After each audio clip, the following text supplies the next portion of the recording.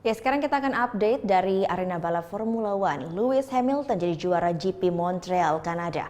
Meski dia finish di urutan kedua, kemenangan bagi pembalap asal Inggris ini diraih setelah pembalap Ferrari Sebastian Vettel diganjar penalti 5 detik.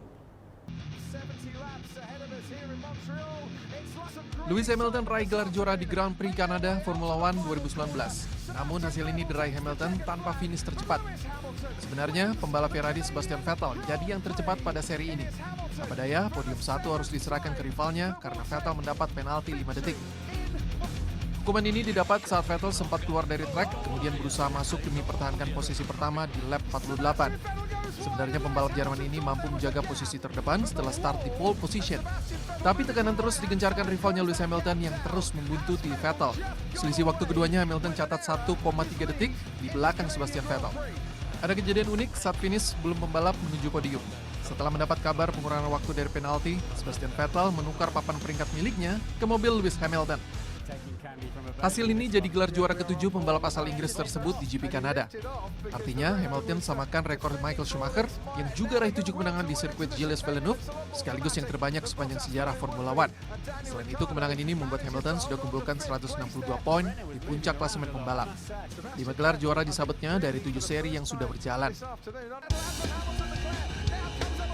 Sementara bagi tim Ferrari, peluang untuk meraih gelar juara perdana di musim ini gagal. Sepanjang balapan, Ferrari sebenarnya tampil impresif. Sebastian Vettel terus memimpin balapan, sementara rekannya Charles Leclerc yang start di posisi ketiga juga mampu mempertahankan posisinya hingga finish. I think we crossed the line first, and I think we can be very proud of this weekend's achievement. Also with Charles being on the podium, I think overall it's been a great weekend. So it just feels a bit weird now, to be honest. Having done nothing wrong, not crossing the line first and not getting the winner's trophy.